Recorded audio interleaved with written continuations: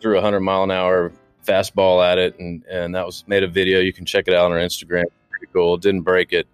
So we've done a lot of stuff like that. It's a fine line. Like we try to do stuff like that to show the toughness of the product. We also don't want to inspire people to do dumb stuff with their product. Like, like you wouldn't. It's like I said with the fishing reel. Like, if you got dunked, it's meant to handle it, but at the same time, you got to baby it and rinse it off. Like, it's still an electronic product, but we try to make the best, most rugged outdoor portable speaker on the market. That was Will Bradley describing how they've tested their waterproof Bluetooth speaker with a 100-mile-per-hour fastball. This is the Wet Fly Swing Fly Fishing Show.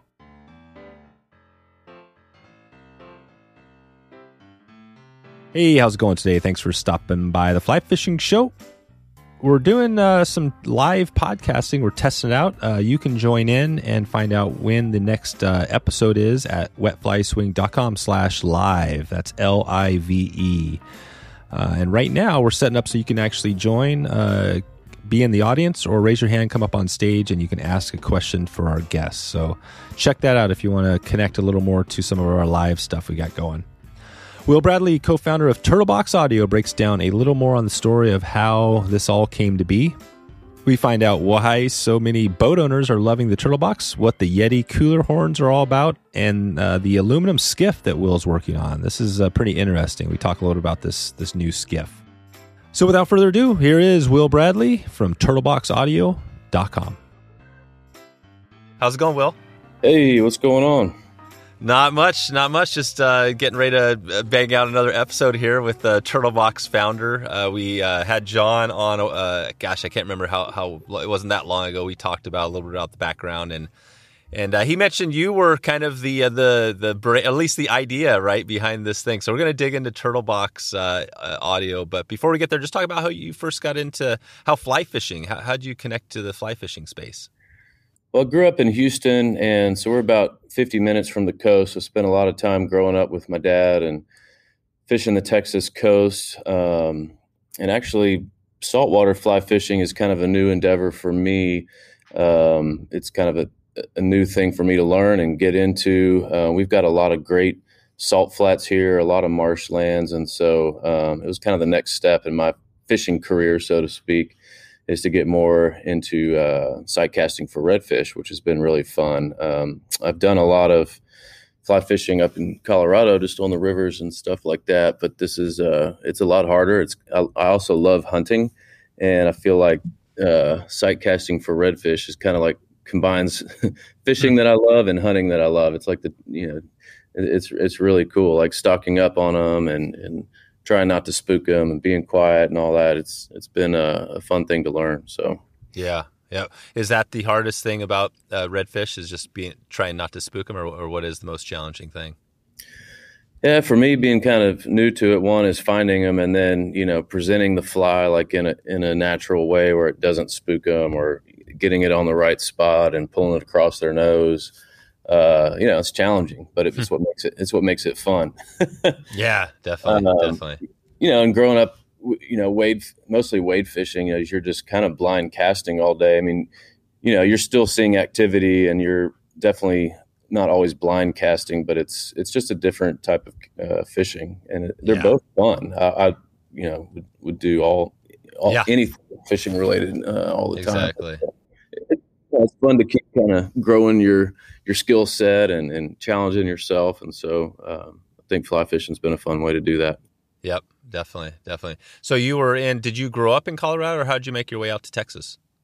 I grew up in Houston, Texas, and then didn't start going to Colorado until high school, I think my senior year. And then tried to go up there every summer since, just to kind of get away, escape the heat. Love the mountains. Kind of my two favorite things are the ocean and the mountains. So anyway, Colorado kind of sucked me in because Texas doesn't have too many mountains.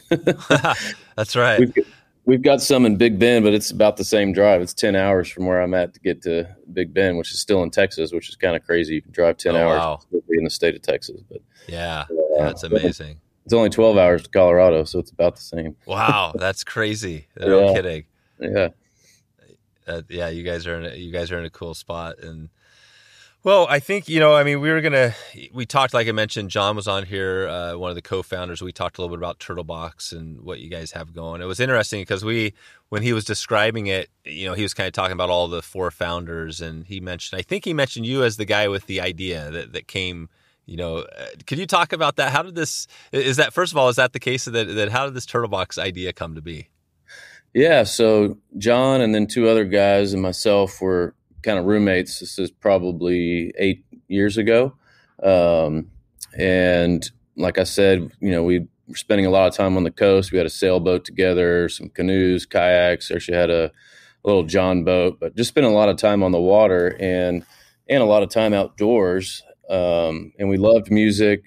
That was an important kind of part of our lives. We had great sound systems inside, but nothing really for outside. But we were spending most of our time outside. And the funny thing about portable speakers back then is most all the portable speakers were actually meant for indoor use or had indoor components. And so, I broke two really nice portable units. And then I was basically Googling the words loud outdoor portable speaker, loud outdoor audio, and, just bought several things that I thought would do the trick, but they were either too heavy, too clunky, not super portable, or not loud enough, or not rugged enough. And so I was kind of in the middle of a little hi-fi project and kind of abandoned that and decided to build exactly what I wanted, that I could strap down on my sailboat, that wouldn't matter if it got wet, wouldn't matter if it got salt water on it, which is a really hard thing to, that eats up fishing rods and reels and so much more for electronics. So, that was a hard thing to do, but bought it was comprised of about 22 marine quality parts, put it together. And about a year later, kind of the guys were like, man, we need to make this a business. People are wanting to buy it. So it wasn't really set out to be a business. It was just set out, something to kind of fill a need, and became something we all fell in love with and used on a regular basis. And ultimately that led to a business. So it's been a fun journey with three of my best friends, and, a long journey. Like I said, it was probably 8 years ago the first one was built. Wow. So, it's been kind of a labor of love, but now we're reaping some of the rewards. It's been fun to see turtle boxes in the wild and people using it and seeing how they use it. It's been fun. And one of the biggest markets for turtle box is actually the fly fishing world, which we didn't anticipate up front. When I think of fly fishing, I was thinking more of like Colorado fly fishing. Like it's quiet, it's pristine. Yep. Like you're not going to have the super loud outdoor speaker with you while you're fly fishing. But it's really the skiff market, drift boat market, things like that. These minimalist boats that don't come with these monster stereos like, some of your offshore sport fishing guys. Like, they don't like drilling holes in their boats. And this was a great fit because everything is saltwater proof. The hardware is stainless, and you just kind of treat it like your nice fishing reel. You just hose it off when you're done. So I think the fly fishing world has just really taken to our product, which has been really cool. Yeah, that is cool. No, I love that. And so on the speaker itself, the saltwater, so is that, so you can get it fully wet. Talk about that. How because you've got this speaker in there. How does that thing handle the water? Yeah, so we went with we made some decisions, early on, like our tweeter floats outside the speaker. So, we have as few holes in the actual speaker as possible.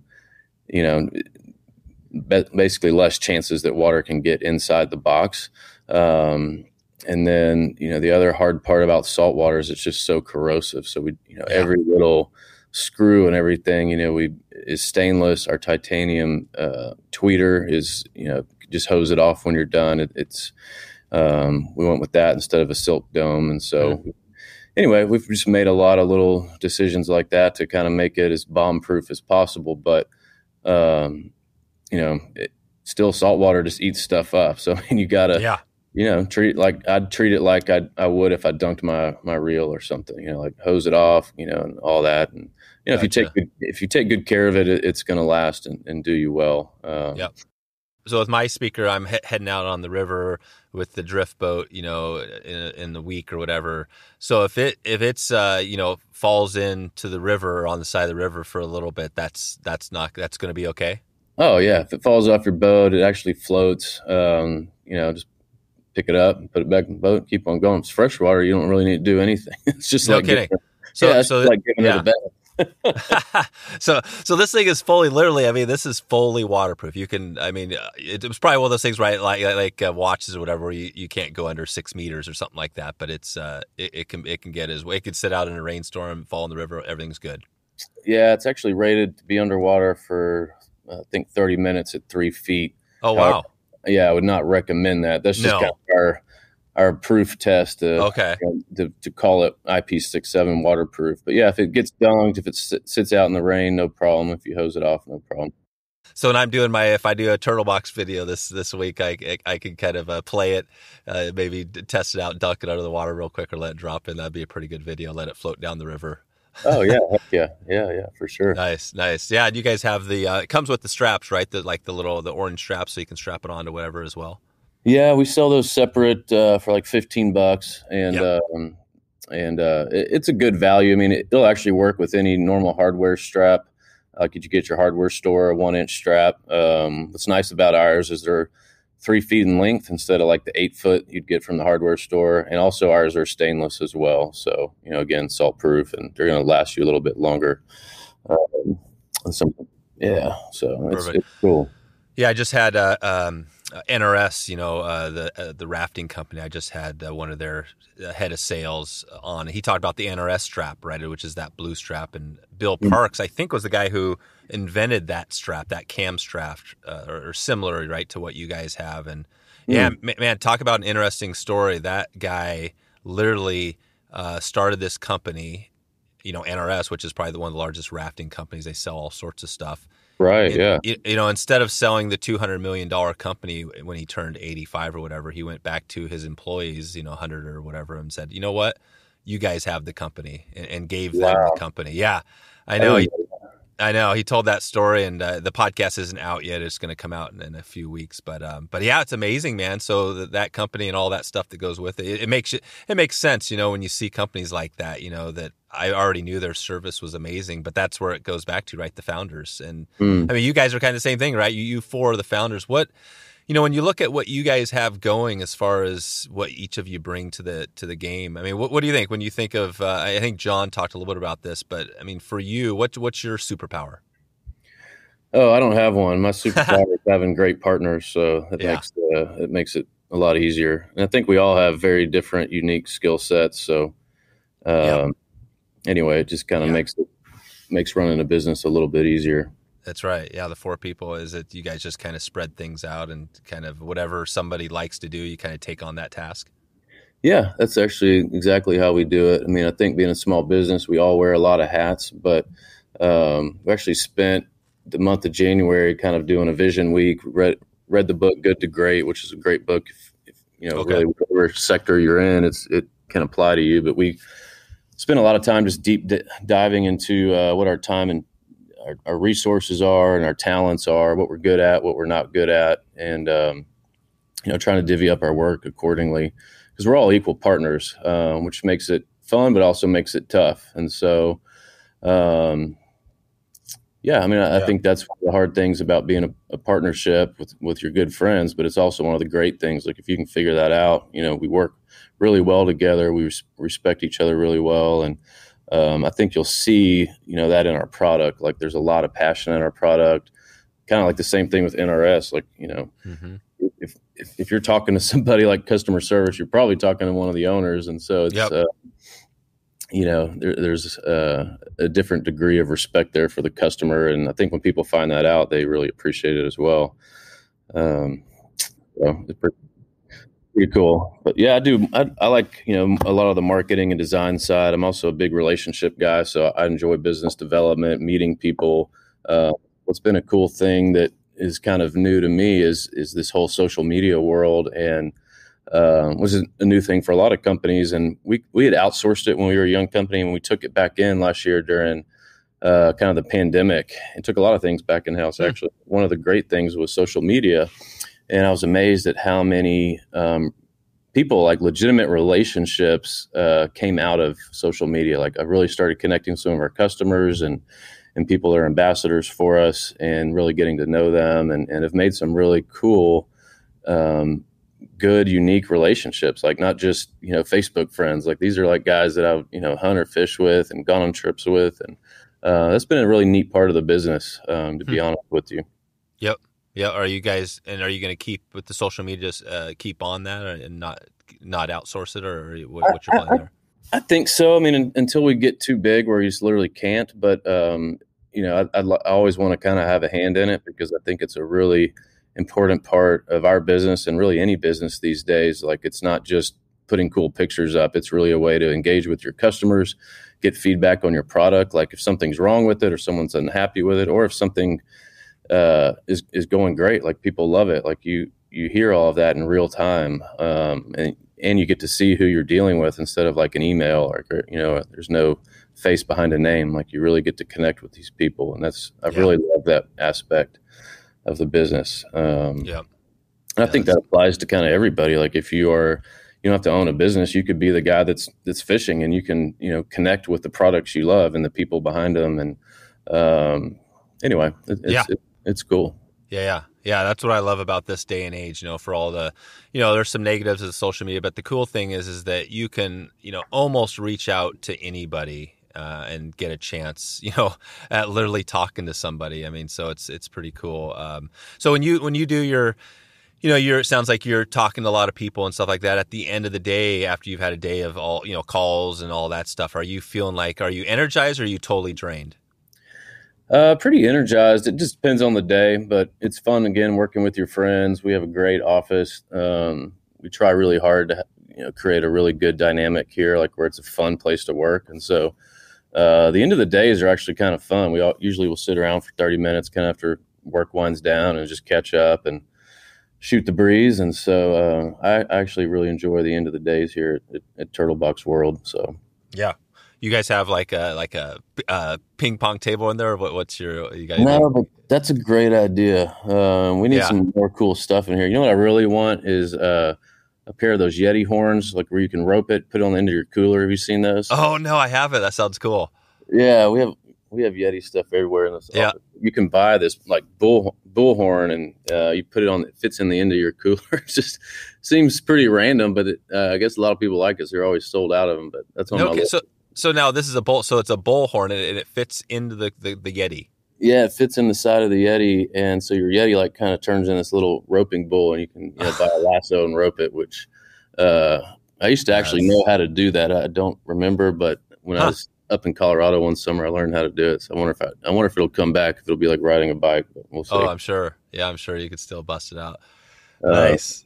Man, you get fired up talking about these NRS straps. I'm looking them up. I didn't realize they invented that cam strap. That's pretty cool. Yeah. Well, not only that, they invented the fly fishing frame. Well, I mean, at least that style, the raft frame for fly fishing.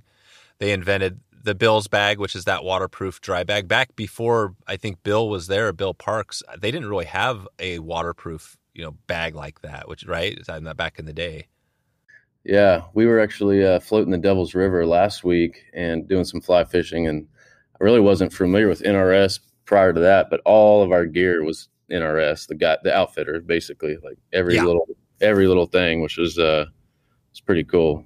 Yeah, it is. I've been using them for years. In fact, a number of years ago, I had them build one of those raft frames for me. And the cool thing was, it shows you I knew about their service way back then, because I had a couple of special tweaks I wanted. And I literally said, hey, could you make this a little bit shorter? And they customized the frame, literally cut it to meet my specs, and no extra charge. It was amazing. That's really cool. Yeah, so that's a fun thing about this podcast, is bringing it full circle. Some of these companies that I love, it's like you guys. You're a new company that we're working with, but I mean, the more I talk to you guys and see what you have going, like just that waterproof thing, right? I mean, you see, I just love the conversations, and so it's fun for me, just nerding out on gear. Me too. I'm a gear. All right, yeah, you're totally. So, what are the other companies? So, when you think of companies out there, obviously you mentioned probably a couple of them. Yeti's one of them, but are there companies that you look at as companies that are doing an amazing job? Maybe they're older companies or younger that you guys kind of see as maybe kind of mentor like. Yeah, that's a great question. I'll start with Yeti. I think they're publicly traded now, so they're a little different than when we started. But I got a chance to meet the founders when we were still building these things out of our garage, 8 years ago, and just great guys. I use them as an example of in almost everything we do because they do things so well, and they were innovative when they started out. I mean, they kind of created a whole little subset in our industry in the outdoor space. And when we started our company, we developed some mottos that we still live by, and a lot of those came from Yeti. One would be that just the best. And our product's different. I'm a little bit jealous of them that they make a molded cooler. It's not a lot of stuff that can break on it. Ours is electronics. I mean, everything can break on it. Mm-hmm. So, but anyway, one of the things that I think they set out to do is what we try to do in the electronics world is to make the best product we possibly can. And so, 8 years ago, we got a chance to meet the founders and learn what kind of made their business tick. There's a lot of things we took from that meeting, but one thing is that we set out to be the best possible speaker we can in the outdoor space. So that to us, that means loud and rugged.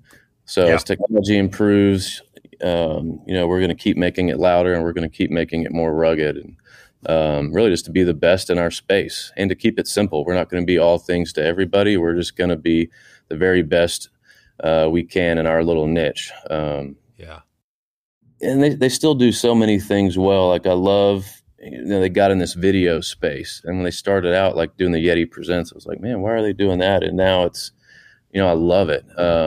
So much of our business is just about telling stories and inspiring people to get outdoors. And I mean, they've just been innovative in so many ways. I truly look up to their company, and even as they've gotten really big and publicly traded, they still do a lot of things really well. They do relationships well. I mean, they started the ambassador program. They've been innovators in so many ways. But so they're a big one, and there's a lot of cool small Texas brands we've met. I'm looking at a pack mule hanging in our office. These things are like $800. These are things that go in the back of your trailer hitch, right? In the back of your truck? Yeah, and I was like, man, I don't know if I'd ever want to pay that much for one. And it's been one of my greatest investments. Like I use it all the time. It's one of my favorite pieces of gear. It's half the size of my pickup bed. So it's like I get an extra. Oh, wow. Oh, it's huge. Yeah. So you could literally, could you sit back there, like put a lawn chair on it and kick up in the back of it? Oh yeah. They sell these things that can kind of connect it where you can stand on it. But man, it's a really cool product and just a cool company. I mean, I think they kind of adopted the same model, like, be the best in their industry. I mean, you can go buy $100 hitch gear, and theirs is, they're cheap and they're going to bend. But yeah, this thing's bomb proof. Like he dropped it in the bottom of the ocean and picked it up a month later, and it was still working fine. Like, it's just the type of product it is. So things like that, really inspire us. And we've gotten to meet a lot of cool brands. We try to do collaborations with other brands that we like and respect in the industry. And so that's been a fun part of the business as well. Yeah, that's cool. So on your speaker, it's funny. I was thinking, the Echo fly rods. I think of these videos that Ray Jeff has where he's got his fly rods hooked up to a machine, and they're trying to break the rods to see how much pressure it takes before they break, and they measure it and stuff. But for you guys, have you been out there like dropping your speakers off of like 2-story buildings to see what they take for, or how'd you get to that point to know what they could take? Yeah, it's a fine line. Yes, we have. We've thrown it, we've shot it, we've hit it. We had a guy that worked for us who's actually a professional baseball player, and he threw 100-mile-an-hour fastball at it, and that was made a video. You can check it out on our Instagram. Oh, cool. Pretty cool. Didn't break it. So we've done a lot of stuff like that. It's a fine line. Like we try to do stuff like that to show the toughness of the product. We also don't want to inspire people to do dumb stuff with their product. No, like you wouldn't. Yep.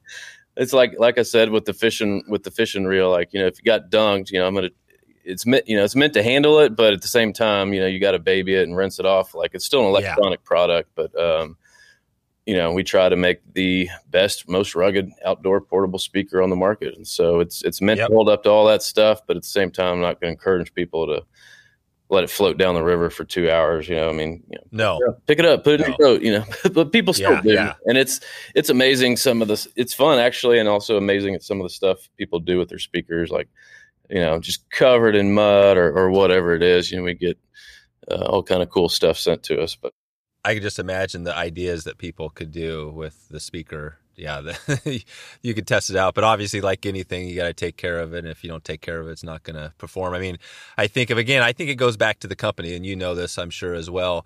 My example just recently, literally, I mean, I'm talking to you right now on a brand new Mac, right? cool. And my MacBook that I bought in 2017 was amazing, right? I was like, okay, this is great. Haven't had a problem in 3-4 years, whatever. But just recently, my charging port stopped working.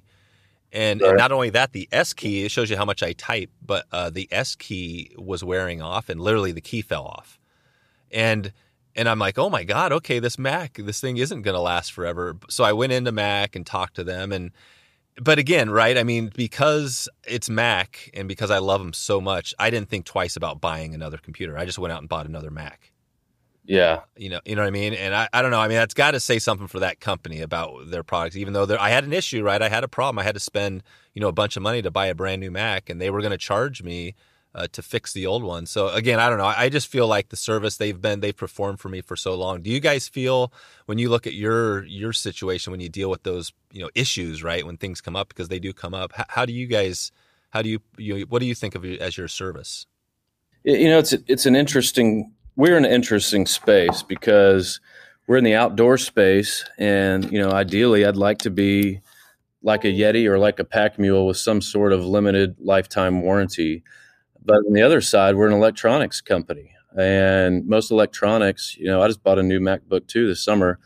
It's a 90-day warranty, like 90 days. Like if it broke on the 91st day, they'll work with you, but you're going to be paying something. And it's, and so when we first launched, I think we came out with a year, no questions asked warranty. We actually extended it to 2 years for a little while. But I think what we've kind of adopted is a 1-year policy, and we do no questions asked. If you send it back, like, I'm going to make it right at the end of the day. If anything goes wrong with it, and honestly, if it's been after a year, we really haven't turned anybody down. I mean, now that we're been in business a little bit longer, I've got to kind of drop it at some point, like and we try to be real fair to everybody, but I mean, we might have only turned away one person that literally, I think he shot his box with a shotgun or something. I really don't know how it basically was blown up, but pretty much everybody else that's had any sort of issue, we've made it right at our expense.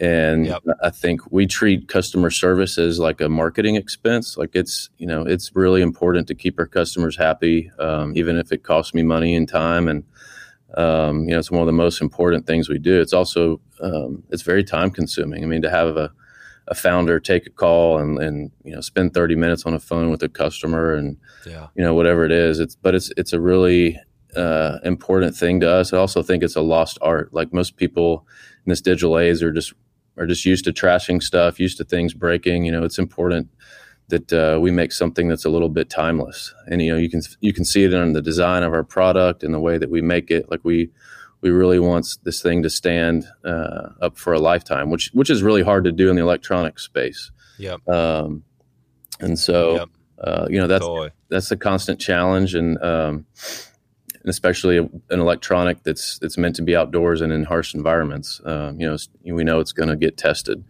So, if a MacBook's at 90 days, I feel like we're ahead of at least the electronics industry with a 1 year. I mean, that's pretty stout. No one's taking their MacBook on their fishing skiff with them or on their drift boat, hopefully. No, definitely not. Yeah, I agree. I think you're it is a challenging thing, the electronics, because I mean, that person out there could be abusing it, right? They could have dropped it off of a table and hit the concrete, and you don't know exactly, right? Sure. It could have.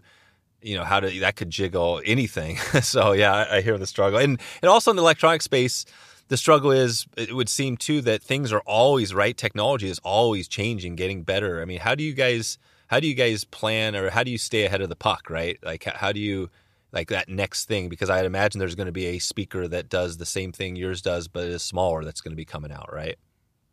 Yeah, I mean, you talking about with us, like building a new product, or you talking about Well, competitors?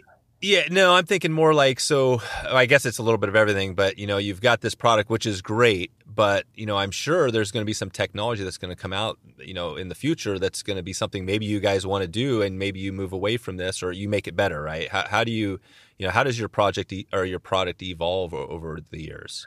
Yeah, I mean, speaker technology really hasn't changed that much. What's really changed drastically since we launched this is battery technology. And actually, the first one we built, my battery was $120, like a Life Puff motorcycle battery, that could put out the power I needed to get a really loud sound. And I think that's what's kind of shocked people. But, battery technology is a really important one. And what's really helped advance that market is electronic cars and also the e-cigarette market, surprisingly. Oh, wow.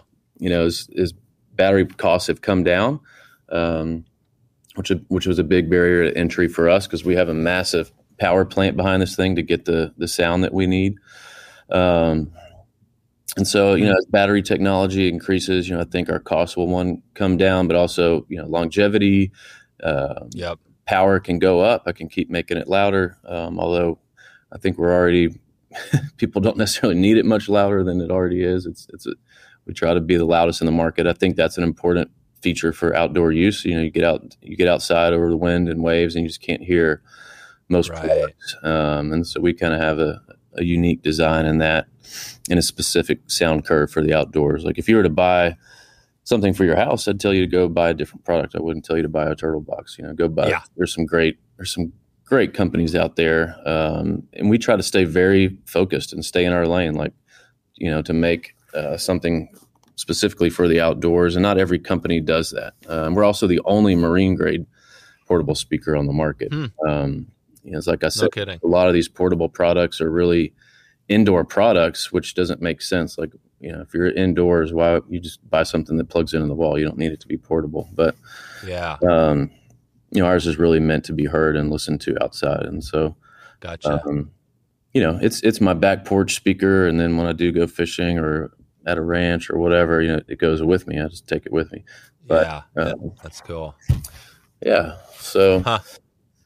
Yeah, let's talk some more about fishing. I'm tired of talking about Turtlebox. Yeah, I know. I think John said the same thing. I think John was saying that I asked him. I said, "Hey, let's talk about some of the features," and he was like, "Well, let's talk about some of this other stuff." So yeah, let's talk about. So tell me, let's go back to the Redfish. I want to hear this as we're going to start to wrap this up here, but.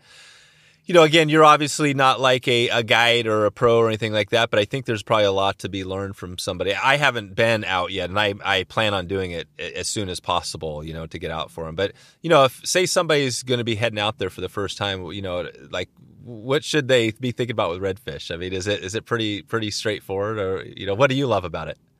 Like I said, it kind of combined two passions for me, which is fishing and hunting. And it was kind of somewhere in between. And I think it also has a new skill set for me. So I've kind of dedicated my life to being a lifelong learner. And so, this was a new way to like kind of learn something in a hobby that I already love, which is fishing, and do something new.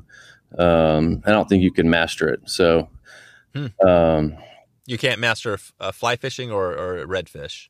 I would say either. Yeah. It's something that you keep learning, and anyway, it's been fun. Yeah. It's a new pursuit for me. I told you I'm kind of building a skiff. And so hopefully trying to get into it more, but it's basically you can get in real skinny water. I was fishing with a guy a couple weeks ago, and we were in about a foot of water, and he's like, we're too deep. We need to get skinnier, so we can see him tailing and all that. And it's like, a foot of water? Are you kidding me? That's all right. Damn. That's so much skinnier than what I usually fish in. Usually I'd fish in 3 to 4 feet of water and be wading and all that. And so, sure. Looking for bait, but you're not really seeing tails, And so it's cool. And when you're in that skinny of water, man, it's so easy to spook them. So that's kind of where the hunting aspect comes in. You're stalking them. You're seeing them at a distance. You're trying to pull up to them. And, right. sneak up on that fish, get it within casting distance, and then put a good cast on it where you're not spooking the fish with your cast. And a lot of times it's trying to see the direction they're going and casting a few feet in front of that, and stripping the line where it's you get it right in front of their nose at just the right time, and that's really fun. I'll do a lot of bow hunting in South Texas, and so they're very similar in that regards. Like just stalking an animal, getting close, getting close enough where you can almost hear the animal, they can hear you, and you can spook them, and it gets your heart rate going. It's really fun. Yep. You can hear your heartbeat up in your ears. That's wow. You're doing something right. Like get your adrenaline going. So that's been really fun. And then so that's kind of a new endeavor for me is trying to learn that. And then we're going to come out with a video here in a month. I'd love for your listeners to check it out. It's we were floating the Devil's River last week, which for a Texas guy, it's been on my bucket list forever. It's the most remote and clearest water in Texas. It's super pristine, super protected, hard to get to, hard to know how to get there or where to camp or what to do. And so we hired a guy to do that and got to do some fly fishing on these Diablo kayaks, which are basically kind of stand up paddle boards, but they're really, sit down kayaks. So they're kind of a hybrid, but you can stand up, fly fish on them. And the water's so clear. I felt like I was fishing for bonefish in the Exumas or something. I mean, you can see all the way to the bottom. It's like this beautiful turquoise water. But yeah, we're going to come out with a cool video on that. I would recommend putting that on your bucket list. It was a really cool trip. Yeah, that's awesome. Yeah, I definitely will have that on the bucket list for sure. And the water was so clear. Like it was kind of the same thing as those redfish, like real easy to spook the fish because they can see you coming. Yeah. Well, I love that comparison between the fly fishing. Really, it's like fly fishing and bow hunting. The similar, you always say, rifle hunting is to bow hunting as like gear fishing is to fly fishing, kind of, right? Yeah. Where you're closer to the animals, and you can hear them and you can see them and you can feel the whole thing. Where like with a rifle, at least my hunting, you're shooting from a long ways off. And I haven't bow hunted yet, but it's definitely another thing. It's like on my list. I like before I leave the world, I want to be a bow hunter. Yeah, I mean, again, those are all kind of stuff that I don't feel like you can master. You can always get better at it and keep learning. And so, anyway, it's been fun.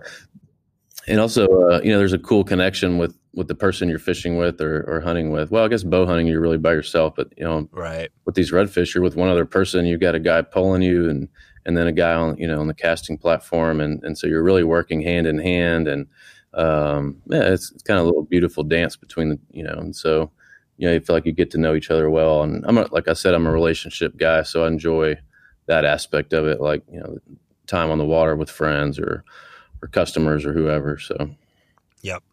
Are you on that boat? You mentioned you're building a boat. Is it fiberglass or wood or what type of boat? Yeah, so this is actually a really cool company as well. It's called Sabine Skiffs, SAB as in boy, INE, and he's local to Greater Houston market, and he builds an aluminum skiff. He built he built the first no slap hull on a skiff. And so with the skiff world, you really want a super quiet boat, which is why nobody uses aluminum. You think of aluminum, you think of like a John boat or a duck boat, but not a skiff. Well, he builds these beautiful skiffs out of aluminum. They're super quiet. They don't have hull slap like a normal John boat or something would.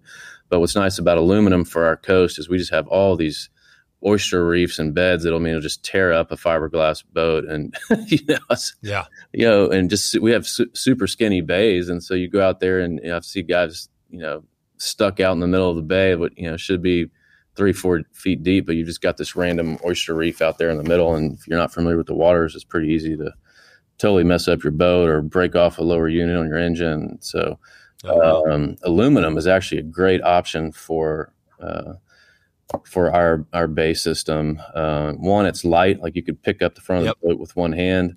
I think the boat is like 650 pounds, so it's super light. It gets super skinny, and they're really pretty. It doesn't look like an aluminum boat, but it's actually aluminum. So yeah, definitely check them out as well. But yeah, they're just 2-man poling skiffs, just like a Hell's Bay or something else. But that's cool. It's a super cool design. That's awesome. Yeah, we had a whole season on drift boats where we dug into a lot of the companies and products around drift boats. And I have an aluminum drift boat, and it's interesting because there's fiberglass drift boats, there's wood, there's all sorts, but the wood, I mean, they all have their little benefit. But yeah, the aluminum, that is why the aluminum drift boat is great too, because you could literally just leave it outside forever. And it's, you know what I mean? It's gonna be fine. Where all the other boats, you got to keep them in a garage. You know, it's kind of one of the struggles. Yeah, I mean, that's kind of the goal. It's meant to be bomb proof. So, yeah, that's cool to hear. Yeah, I'll put a link out to that company for sure. That's awesome to hear. Yeah, well, I guess we're I kind of wrapping this thing up here. Obviously we didn't dig way deep into fishing. I think maybe I'm hoping to keep in touch with you guys as we move through the year and all that, and I hope to share, maybe stay in touch on social as we keep moving forward. And obviously the sponsorship has been going pretty well, so we'll keep in touch on that. But anything else you want to give a highlight out to kind of Turtlebox or any of your upcoming adventures in fishing? Anything here before we leave? Yeah, that's it. I'd say follow along on Instagram. We're at Turtlebox Audio, and you can check out. We'll have some Devil's River stuff coming up, which I'm super excited about sharing on our socials platforms. And if you're a fisherman, you'll definitely want to check that out. And then you can check out that Sabine skiff when we get that built. I'll definitely be posting some stuff on that. And follow on some of our adventures. We've got some great fishing ambassadors on there, and try to post all the cool stuff they're doing. So I think it's a fun page to follow along on. Perfect. And leave us with your music, band or type of music you like to listen to before we get out here. Well, we've got actually, being in the music space, we have a great Spotify page. It's, again, same thing, Turtlebox Audio. And I try to put out a bunch of good playlists. I specifically like a lot of folk music. We try to keep it pretty random. I just came out with like an 80s playlist after watching Cobra Kai a couple months ago. So I was like, I'm going to do a great 80s playlist. So we got some fun stuff on there too. But, cool. So you can go on and look up Turtlebox and just listen to see what you guys are listening to. Yeah, and one of our favorite bands that we actually got to meet through Turtlebox is Jamestown Revival. Super cool dude. And met him out at their ranch out here, which is about an hour north of Houston, and just really great people and have a great sound. If you haven't heard of them, I would give it a listen. Jamestown Revival. Awesome. Yeah, I'll put a link to them. Maybe I'll find a YouTube video or something there. And yeah, Spotify also, that's so cool because they've been doing great. I mean, Apple has always been the podcasting leader, but Spotify is really, I mean, they purchased Joe Rogan, and they've been doing some really innovative things in the space, and all of us podcasters are excited. For just like you said, I'm going to be listening to you guys, your thing, and then I'll turn over and listen to a podcast over on Spotify. So hopefully, I think that's what a lot of people are doing these days. But well, hey, thanks for all the time today. This has been great. I'm excited to keep in touch with you guys as we keep moving forward here. And until we meet again, I'll put a link out to turtleboxaudio.com, and we'll take it from there. Cool. Thanks, man. Well, great talking to you, and enjoy the rest of your day. Okay. See ya. See ya. Bye. So there you go. If you want to find all the show notes, all the links, and everything else we covered, head over to wetflyswing.com/222. That is the 222, and we didn't do the 222 today, but that's fine. 222 is still good. If you get a chance, please leave a review. We haven't had a review in a little while. Would love it if you have a chance. If you've been enjoying the show, you can head over on your app of choice. Just click that review button, leave a rating and review, and that would be super, super helpful. I would appreciate that if you can. That's pretty much it. That's a wrap. That's all I have for you today. I want to thank you again for stepping by today and listening in to the show. Hope you enjoyed this one, and hope you have a chance to get out on the river, or maybe get online and check in with me. Either way, see you soon. Thanks for listening to the Wet Fly Swing Fly Fishing Show. For notes and links from this episode, visit wetflyswing.com.